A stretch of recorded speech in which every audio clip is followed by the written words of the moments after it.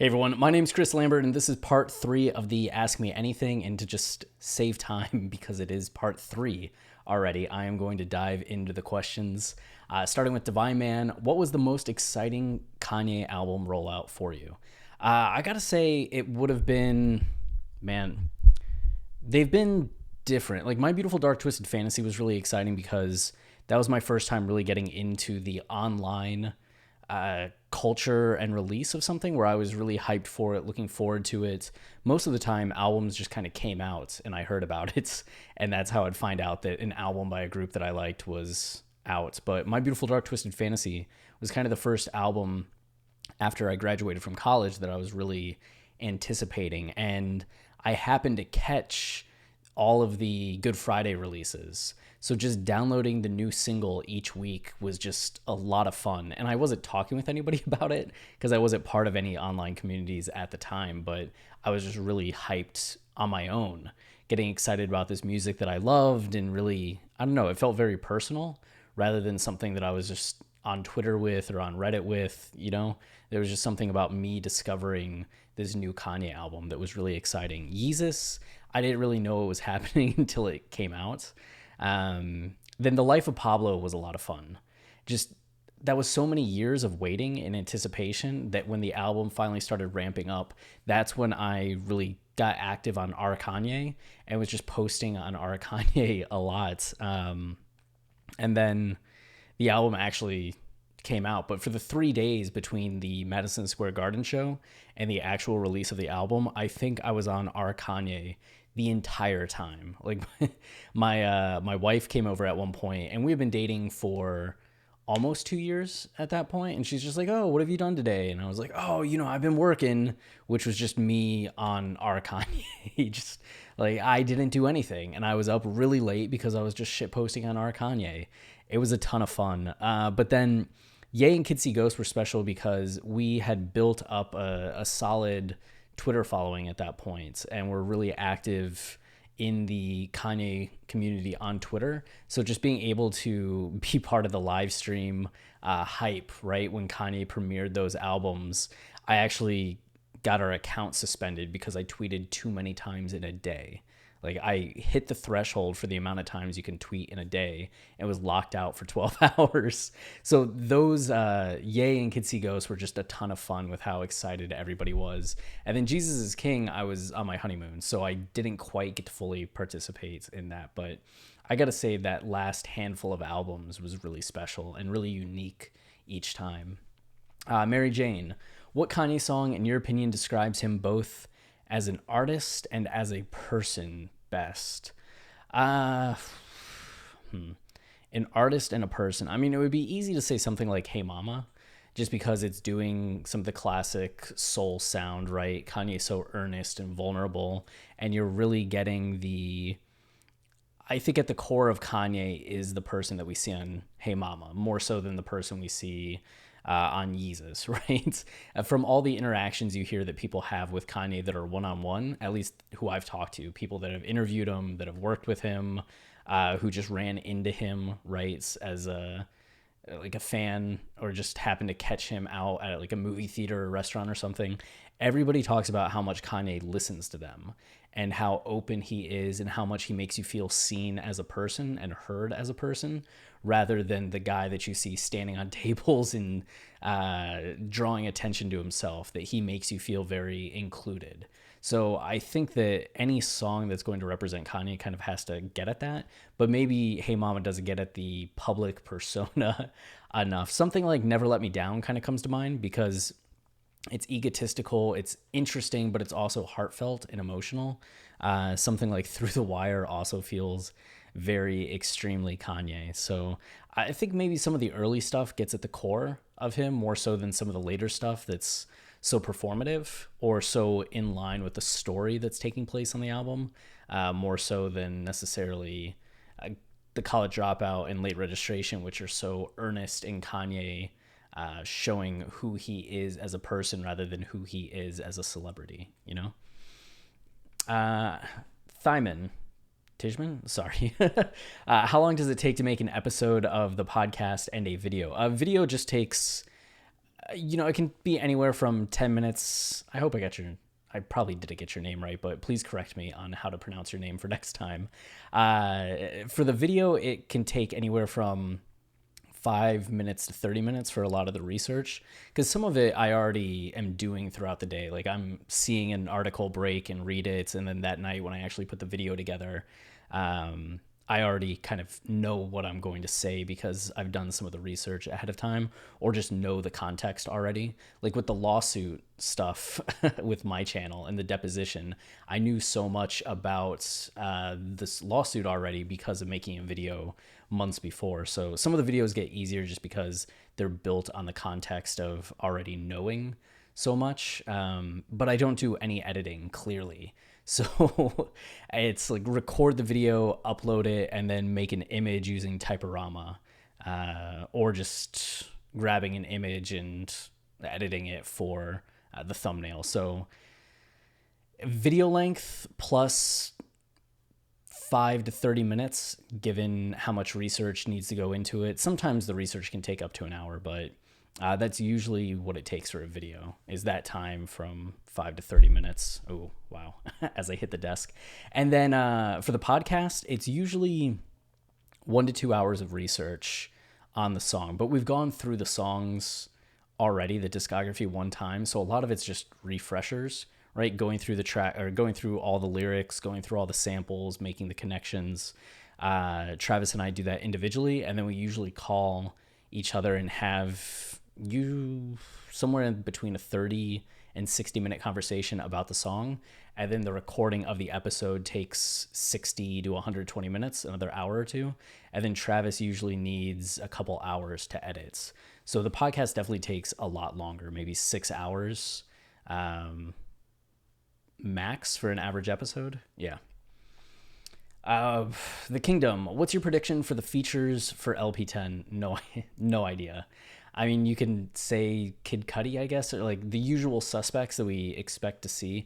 Mr. Hudson, that's the name that I couldn't remember on the first AMA. Mr. Hudson is someone who I got to interview, which that's a callback that may not mean anything to anyone, but it might mean something to someone, you know? I just don't know who the features are going to be. Pusha, maybe? You could just name the people that we expect, but I feel like each album kind of has a unique person stand out on it, right? There's a fresh name that we don't expect, whether it's Chance on The Life of Pablo kind of showing up and doing something great, or Aunt Clemens on Ye and Jesus is King, or Sci-Hi, and Pusha really on My Beautiful Dark Twisted Fantasy. Yeezus, you have King Louis. I don't think anybody would have predicted a King Louis feature, right? Or Assassin. So I think it's really hard to predict who might be a feature, but we'll see. I know Kanye's just gonna keep it fresh and keep us guessing. James Reviews, when do you think Kanye will stop releasing albums, not music, just albums? I don't know. I mean, I could see it being sooner rather than later, but I could also see it being never, because I feel like he works through so much via music. That it's been the way that he's documented his life. And every time he's had this chapter of his life, he kind of cements it through the album at that time, right? So College Dropout was going over the years leading up to signing with Rockefeller.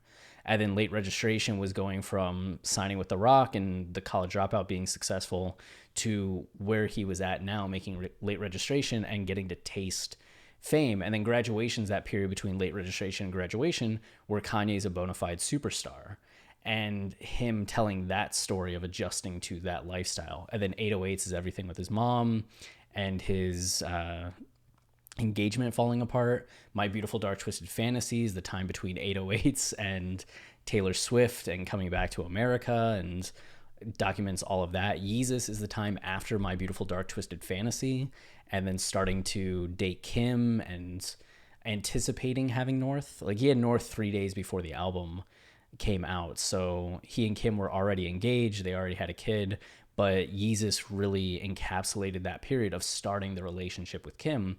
And then you see The Life of Pablo goes and looks at Kanye, who's now married, exploring what it means to be married when you've been living this superstar rocker rapper life, and how do you come to terms with not living that life anymore because you have a wife and kids at home, and making that transition.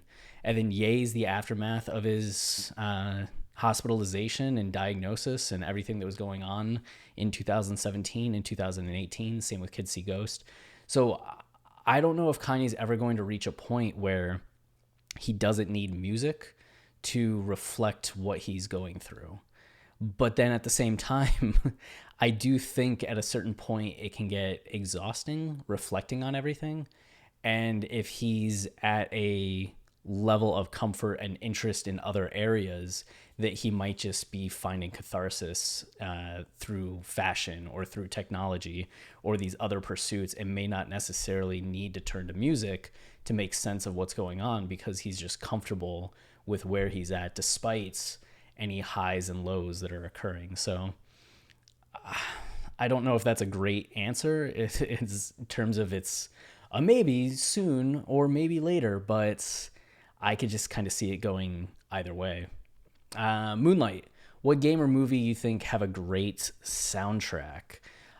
Game that had a great soundtrack, Nier Automata, which I've praised a few times now, but the soundtrack to that game was really beautiful. And then movie, I don't pay attention to movie scores all that often, right? Like the first thing that comes to mind's Akira, which is not a really pretty musical score. It's very industrial and harsh. There Will Be Blood's also one that comes to mind, and there's really not a lot of music or soundtrack right to that. Jurassic Park, I don't know. As someone, it's weird because hosting a music podcast, I'm not someone that when I watch movies pays as much attention to the scores. So I wish I had a better answer for you. What's a movie you think has a great soundtrack? You tell me. Educate me on this. Caesar, have you ever met Kanye? Have not met Kanye. Not yet, but one day. I think I was going to get close. Before COVID happened, Kim was going to be a guest at South by Southwest. She was going to be on a panel. And I'm almost positive, like 99% positive, that Kanye would have come down and done a Sunday service at South by Southwest, because that just seems like something Kanye would do, right? And I feel like it would have been a 99% certainty, I hope at least, that Tony Williams, who's been on the podcast a few times, Kanye's cousin, a big member of Sunday Service and Kanye's discography, would have given me a little bit of a, hey, come to Sunday Service, and maybe I would have gotten to meet Kanye, I think. And then COVID, ruined everything. Caesar, again, if you ever had the chance to hug Kanye, would you take advantage of your once-in-a-lifetime opportunity to, I would be able to contain myself. It would be a nice, hug, just a casual, normal hug. Pbot 9. All right, I have a few questions, some of which have probably been asked. All right, what do we got? What do you think about the announcement of the Only One game a few years back, and what do you think it would have been like if it were to release? I feel like it would have been a platformer, the same way that we see a lot of indie games that show up on like PlayStation Plus or Steam that have that side-scrolling aspect to them, but tend to have a little bit more involved graphics or some mechanic that's more interesting than what you saw on like NES and Sega Genesis and SNES back in the day, despite having a lot of that 2D like legacy to them. So I feel like it would have been graphically or at least aesthetically pleasing and fascinating, and it would have been cool to see heaven through that game in terms of Kanye's design of heaven, right? How would he lay it out? Where would he take it? What visuals does he associate with that? Because we get an idea on Jesus is King, right? Or even somewhat on Life of Pablo. But to have him visually lay out heaven in this video game for his mom would have been really awesome, I think. But I think it was one of the starts of realizing that Kanye has a lot of ideas and starts to follow through on them, but can change his mind which happens to all of us, but just with Kanye, we're so keyed into what he's doing and excited for these projects that was one where I was like, oh, I can't wait for this. And then you're waiting and you're waiting and you're like, oh, I guess it's just not happening. Huh, well, he won't do that again. And then he does it again and again and again. I'm just thinking of West Day Ever last year, right? With the TV show for Kids See Ghosts. And it's just like, I don't know if that's ever going to happen. The Chance 7-song album, I don't know if that's ever going to happen. So I think it would have been cool, but alas. Have you ever been to a Kanye concert and or met him before? If so, how was the experience? Yeah, I was supposed to go see Watch the Throne and tore my meniscus the day before and didn't want to drive the 3 hours from Asheville to Charlotte on a freshly torn meniscus while on crutches all by myself. So ended up missing the Watch the Throne show.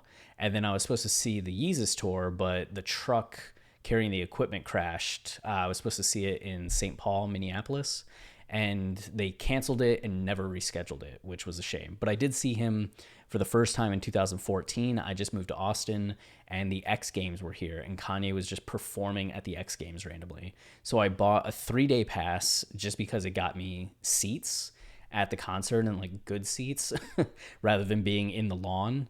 And I ended up just going that day, spending like 12 hours at Circuit of the Americas, seeing some of the X Games stuff that was going on, just walking around with a book of T.S. Eliot poetry and a Moleskine.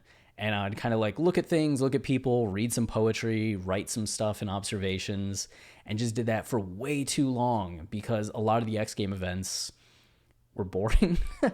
And it was really hot and I didn't have anyone else to kind of talk to. So it was an interesting day. Funny enough, it was like a month before I met my now wife, and she was actually working at that event at a stand, like a bar stand that was actually right next to where I got food.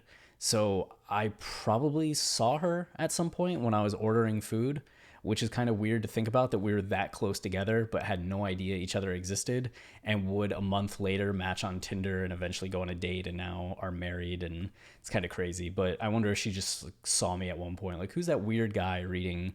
Is that T.S. Eliot's all by himself? But the Kanye concert was awesome. I just wanted to see Blood on the Leaves live.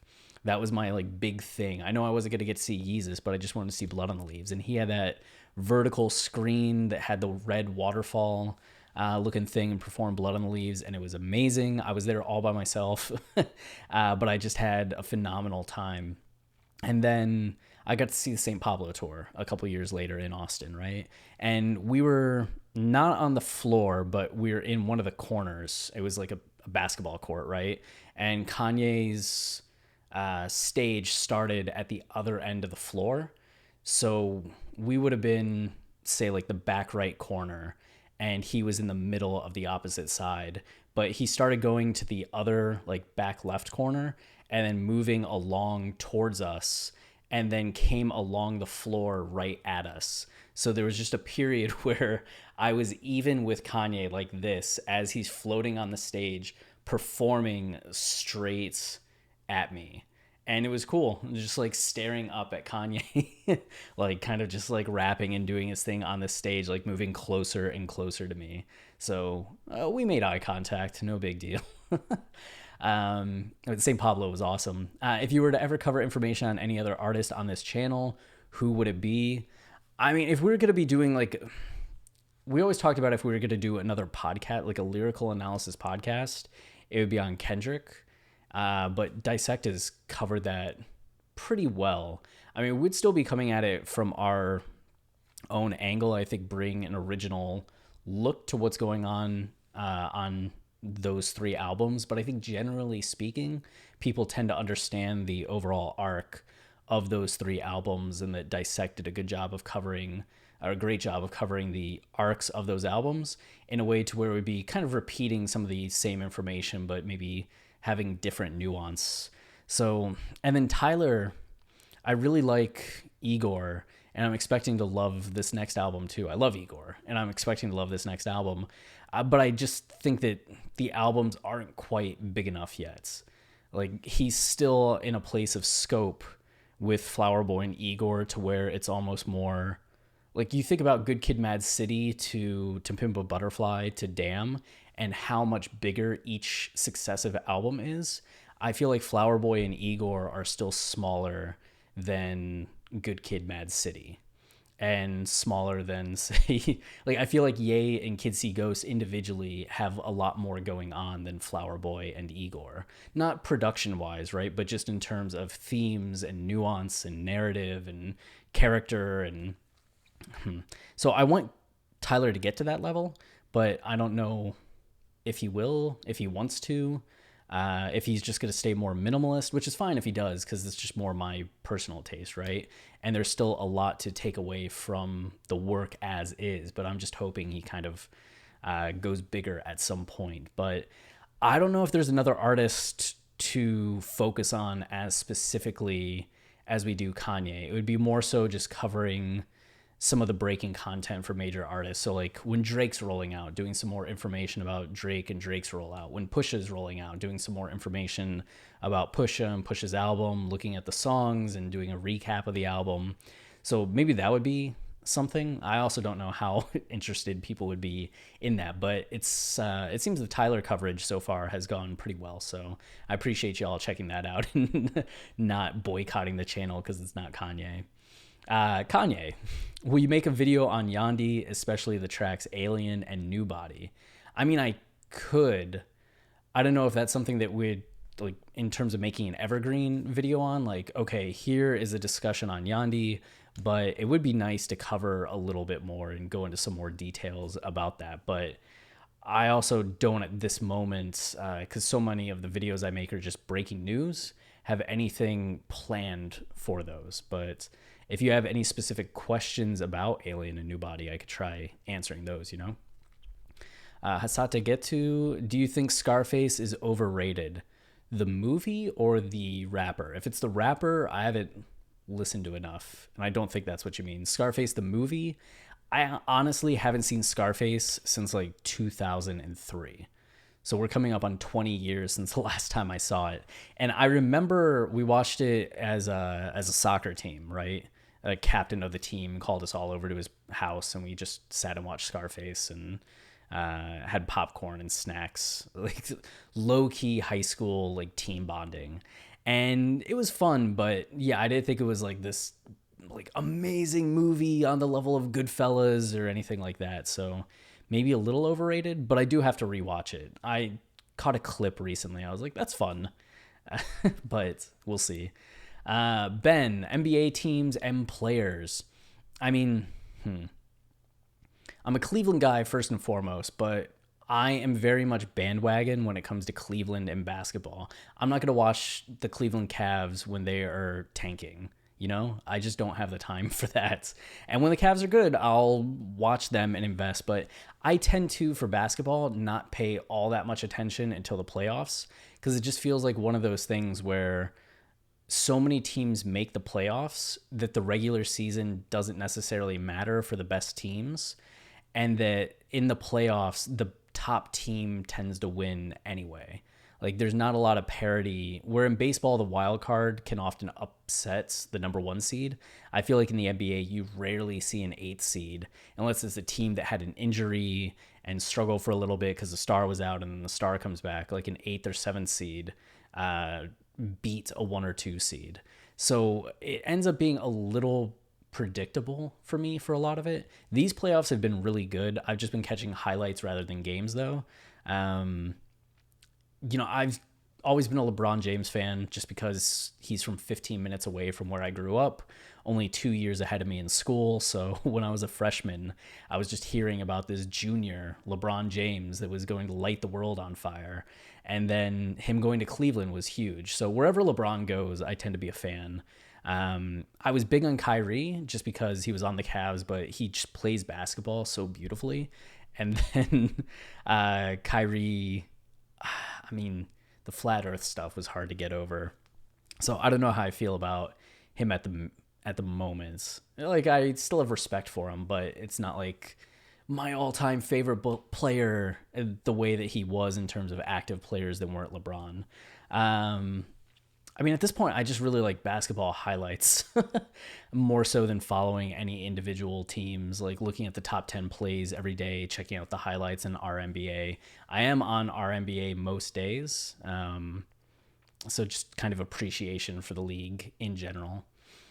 Really rooting for Giannis in this playoffs, though. It would be nice just to see him get a ring. Yeah, I like Giannis, so rooting for him with that. And kind of, I don't want to say I'm happy the 76ers lost because I like Embiid, but I've always thought Simmons was a little overrated and didn't get the superstar hype and label for Simmons.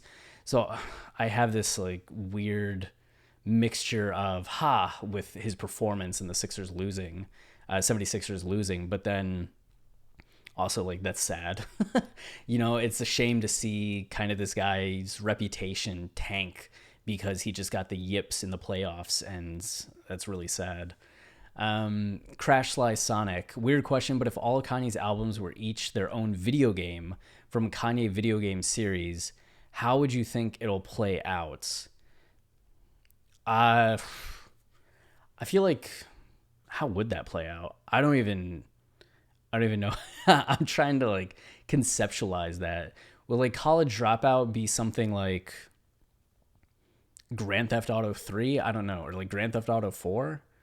How would you think it will play out? Like, how would all the video games play out? Like, what would the last one be? You're going to have to reframe it so I can maybe get a better grasp or give an example, and then maybe I could answer more clearly. But I'm trying to think if like Yeezus would be something. I mean, Yeezus has to be what? Not Silent Hill. That's like way too dark for Yeezus. But I'm just trying to think of what kind of game Yeezus would be. Like, what kind of thriller? Would it be cyberpunky? I don't know. Jonathan Martinez, do you want to kiss me? No. Sorry. Jonathan Martinez, can you please kiss me? No. Sorry. Pointless one. Why? I mean, living up to the name of Pointless One. I guess why the AMA? I don't know. I'm an only child. Caitlin, hey Chris, me and my friends are planning out on building our own podcast on various topics. Do you have any advice for podcasting and maintaining it? So I would say the big thing to do is just get some kind of mic starting out, whether it's a Yeti Blue, which, I mean, that's $100 investment. You can do a Yeti Snowball, that's a $50 investment, but just something like that in GarageBand is good to have. And then do a practice one the first couple times, just getting the feel, like record on topics where you know that it's just not something that you're going to put out, but go through the full process of how you would intro the conversation and just really think through how to improve it after the first few, and then record your first one. And I would say that, starting out, consistency is best. If you can do weekly, that's huge, or bi-weekly. The key thing is just to make it a normal process. If you start doing sporadic, like, oh, we got together this month, but it might take another 2 months or 3 months before we get going, it's easy for things to fall apart. And it's also harder to build an audience. So the quicker you can, or the more dedicated you can be to one episode a week, or or 2 episodes a week, the quicker you can build an audience and really get used to the process and start improving the show over time. The other thing is just make sure you are getting the RSS feed uploaded to iTunes, Spotify, everywhere else. We used Libsyn starting out, but I don't know if that's as necessary now as it was back in 2015. So I think there's probably other platforms that you can use that help you get your RSS feed connected everywhere. If Megaphone is one or anything like that, Blueberry I think might be another one. So definitely look into those. And then what's the other thing? Mic, recording equipment, creating a YouTube channel can be really helpful too. I don't know if you want to do like a video version of your podcast, which I don't think we still don't do, but just having some kind of bonus video content or starting to have your personalities on YouTube, even the way that we do with this, where it's more news rather than the analysis that we do on the actual podcast, but just something that's supplementary, where you can also build another audience and kind of have a connection of people that listen to the podcast can come check out the YouTube, or people that watch on YouTube can come check out the podcast, is a nice synergy to have. So I'd go with either of those. And again, with YouTube, one of the big things is just consistency, whether it's a couple times a week, every day if you can. When we first started the channel here, I was recording a podcast or a YouTube video 5 days a week kind of thing and putting it up, and it took a while to get monetized and everything. So, but it was definitely worth it. And again, some of you have been watching from the start and very much appreciated of that. But I think that's pretty much the best advice with the podcasting is just equipment and practicing a few times and not being afraid to kind of change things up as you learn more about the show and your interest, and kind of messing around with formats a little bit until you feel that the show is really at a point that you're happy with it and is fun to do and easy to do. So those are my tips. ECR was listening to your most recent college dropout season, and once you got to 2 words and started seeing the connections with We Don't Care, Get 'Em High. Obviously, there's this 3-act structure, but was wondering if you thought there are any connections in terms of 3 5-song long sections if you take out the skits and count Last Call as 2 songs due to its song then spoken word type of form. As far as I could see, each section sort of goes inspired, inspiring, intro, going down, all falls down, new workout plan, car crash, and through the wire, going up, looking for something more, spaceship, slow jams, family business, reaching that anthemic peak of what that section embodies, Jesus walks, breathe in, breathe out, last call, and then finally ascending to the next level, part of the story, never let me down. What's your thoughts on that? If you find it interesting, would love an episode looking at the connections between the corresponding songs, motifs of each act, or maybe save it for the run through of TCD. I guess the thing that jumps out to me starting off, 3-act structure, is that I think we see it more linear. So anything that's getting away from the linearity is maybe something that I'm a little bit more like skeptical of or hesitant of. So right here, right, like all falls down, new workout plan, and car crash and through the wire, or going up, spaceship, slow jams, family business. Those songs are so separated in terms of where they're placed when we view the album as very linear in its trajectory, that it seems at odds with the interpretation that we have. So I could get behind the theory in general, but I don't think subscribe to it or put it in context of our theory. Though I guess you could start to make the case that it's like cycles. So it's like the first song of this cycle is what? Inspiring, and then the second song is going up, and then the third song is going down, that kind of thing, which would be how you get like all falls down, the jump to new workout plan, and then the jump to family business. But it's a little less neat, and I think Kanye at that point was just kind of being a bit more linear and straightforward in how the storytelling was going. So I'd be interested in hearing more about the theory, but I don't know if it would add on to our current theory of how the album is structured and how the narrative plays out, you know? Connor Morrison, what do you think is the meaning of the Holy Mountain? The movie, The Holy Mountain, I think at the very end, when they talk about reality, that's kind of the meaning. You have these characters that are coming from these different places searching for immortality, and when they get to the place where immortality is supposed to exist, you have this guy that tells them, look, you're in a movie, and points out all the cameras, and it's just like, you need to appreciate reality, you need to accept reality. There's something really powerful in that, because movies are such escapisms, and essentially you have somebody pointing out that your escape isn't real, and that you need to like be more aware of the world around you, and you can't just run away from it. So I think that there's this idea of confrontation in the Holy Mountain, and something that's supposed to kick people awake or wake them up, and that's a very shocking movie in a lot of ways, but also just kind of making that statement on escapism, on people that kind of try to hide from their realities. And I do think that there's good and bad in that, right? Entertainment and escapism can be really good as just a disconnect or as something that's inspiring. Like, I don't think people continue to make art without art that's there to inspire them. So it's not like people shouldn't be watching movies, shouldn't be doing this and that. But there comes a time where people are maybe too involved and looking for something, looking for this immortality or looking for this holy grail in escapism and entertainment that they need to maybe not be. And maybe not even in entertainment, right? It could be in anything. You start just kind of setting up this unreachable thing that distracts you from maybe things that you need to address in your life. And at a certain point, you have to stop chasing that thing because it's never going to be caught. And you need to start addressing the reality of the situation. So inspiring in some ways in terms of like get your shit together, but also bleak in some ways.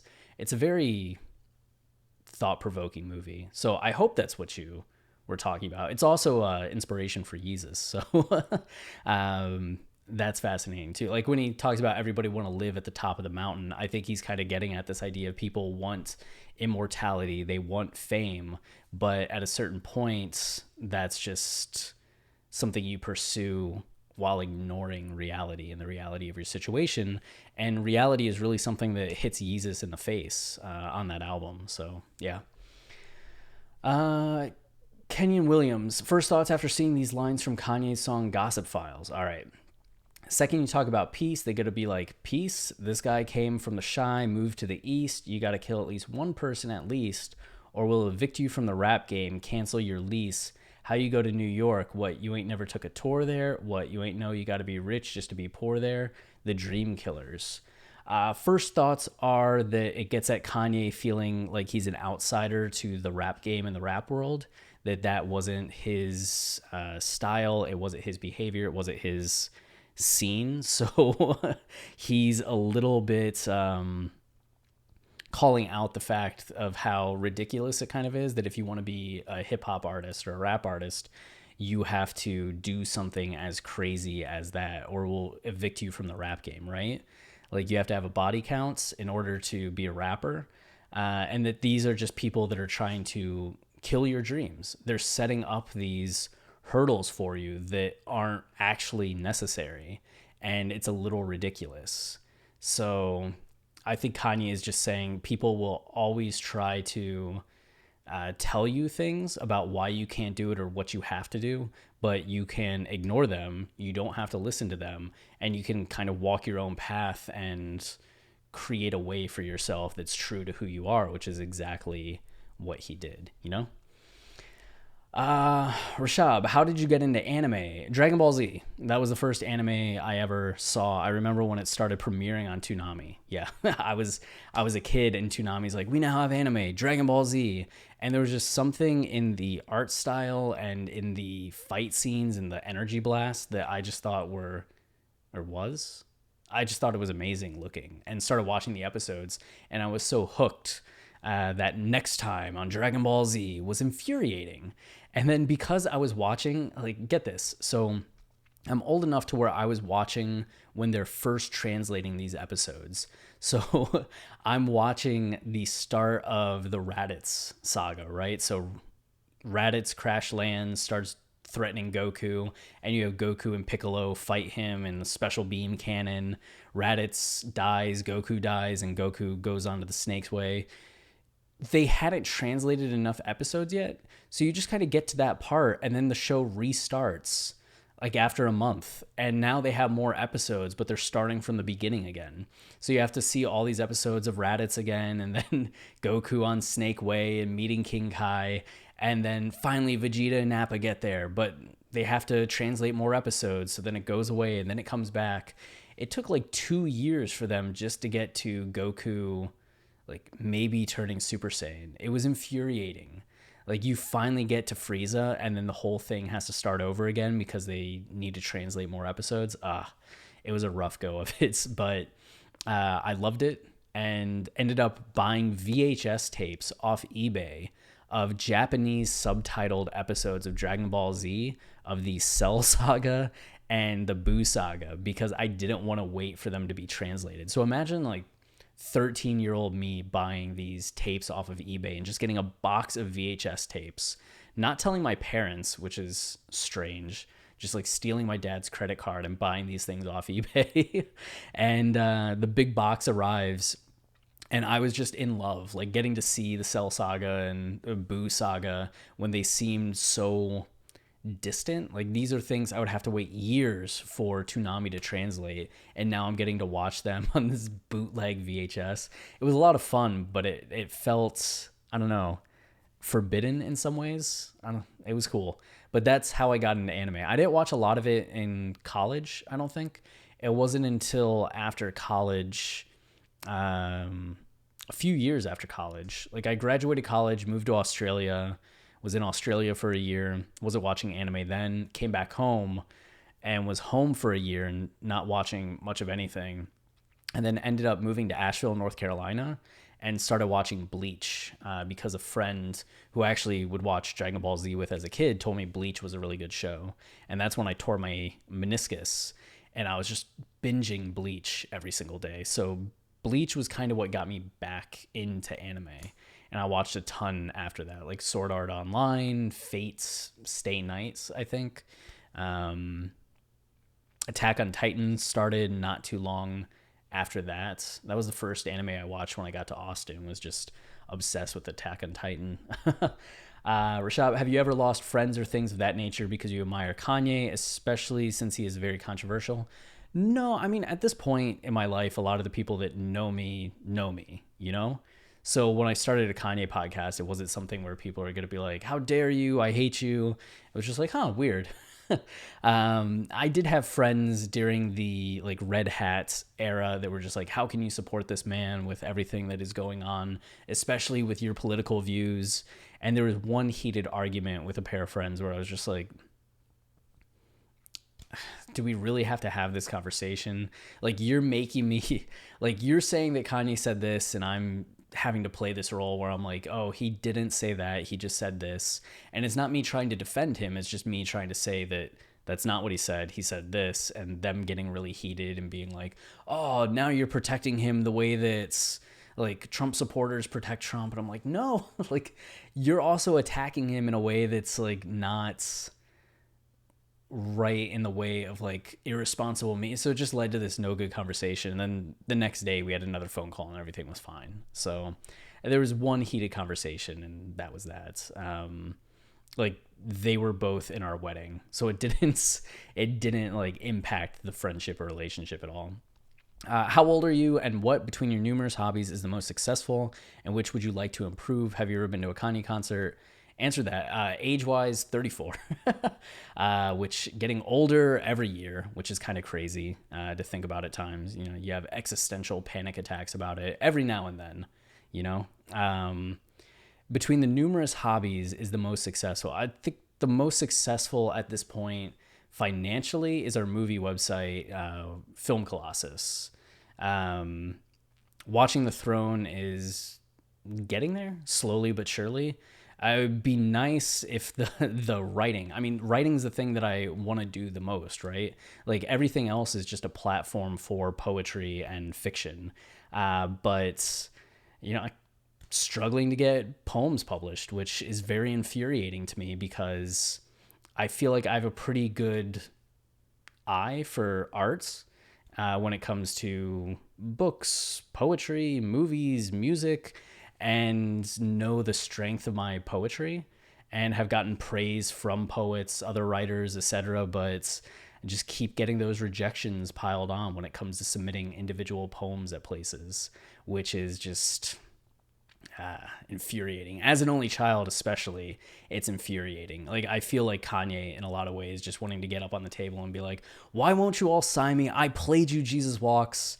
So that's what I'm waiting to pop off. And I feel like it's just a numbers game, right? And a lot of it too is not having like byline. Like, you have to have been published places a lot of the time for people to be like, okay, we'll take him seriously. And not having any previous publications, or having like one or two that are 5 years old, 6 years old, doesn't do me a lot of favors. So that's the thing that I'm like infuriated about and looking to improve, and will really like be egotistical about it. Like, I'm gonna be very Kanye about it when it starts happening. So a lot of the last half of this year is going to be submissions and building up that aspect of things. So I'm looking forward to that. ECR, as far as I can see, since Life of Pablo, Kanye's been sort of sequeling his new Kanye albums, My Beautiful Dark Twisted Fantasy and onwards, after he decided to embrace himself as much more of an artistic martyr, but in a more resolving type of fashion. Example, My Beautiful Dark Twisted Fantasy and Yay, Watch the Throne and Kids See Ghosts, Cruel Summer and Wyoming albums, Yeezus and Jesus is King in terms of the solo album covers being blue versus red, and now generally adopting a more wabi-sabi approach. I think there's definitely some interesting comparisons and connections to be made between the corresponding albums and their focuses, but do you think this gives us more insight into what Donda will end up being, a conclusion to the Life of Pablo? Yes. Yeah. I mean, I think especially because the Life of Pablo was about marriage, right? And as I was saying earlier, each Kanye album is about the period of his life. So I think we're just seeing a lot of kind of like that bell curve, right? As you're saying, like My Beautiful Dark Twisted Fantasy here, Yay here. But it just happened to be that Kanye was in a certain place here and on the other side here. And then with Yeezus, he was in a certain place with religion here and then another place here. So you're getting that bell curve. And then with the Life of Pablo, yeah, it's about marriage, and now he's at a place where he's out of the marriage. I imagine that the next album would address a lot of those emotions, and I don't know if that means that Donda is, like, the album known as Donda is scrapped, because I do think that whatever state that Kanye was in at the time that was inspiring that album, that chapter gets overwhelmed by everything with the presidential election and what the state of the relationship with Kim and the fact that the relationship is over. I feel like that is a bigger exploration, and wonder if that just kind of completely changes where he was going with the album and brings him back to the drawing board in a lot of ways. So I do think I would expect that to be the focus of the next album. It would be surprising to me. Well, I say that, but I could imagine that it's significant enough of a thing and still fresh enough that he wouldn't want to address it and would go off onto another topic that might be a little more escapist, like just doing a follow-up to Jesus is King, doing something that's a little more gospel-y that feels rejuvenating in a lot of ways, but maybe doesn't necessarily act as a journal in the way that his previous albums did. That would be a change of pace, because every Kanye album has been that journal, right? But this is also a big enough event in his life that it's the kind of thing that you either dive into and really explore and get the emotions on there, or it's the kind of thing that you back away from and make something else that's completely opposite to that. So I think he would do the former, right, and dive into it, but I can also see the potential for the latter to happen. But yeah, it is fascinating in terms of Kanye having these albums that kind of flow together, especially like you think about Violent Crimes and the end of that having Nicki on the outro and how it connects to My Beautiful Dark Twisted Fantasy. And even I Thought About Killing You kind of calling back to My Beautiful Dark Twisted Fantasy with the most beautiful thoughts are beside the darkest, right? Right? Crazy. Muhammad, what are your thoughts on Kanye losing followers on Twitter every day? So for the 6 years we've been on Twitter, or 5 years that we've been on Twitter and really active, we gain between 100 and 1,000 followers every month, nonstop. Especially like the last few years, it was usually 300 to 700, with some months being 1,200, 2,000, especially if Kanye was really active on Twitter. It wasn't until the election and Kanye running for president that we had a few really big months and this influx of followers. And then we had this dip from November through May, I think it was, or April, where we were actually losing followers every month. We're at 0 to -200 or something every month for those 5 months, which had never happened before. And I wasn't tweeting any differently.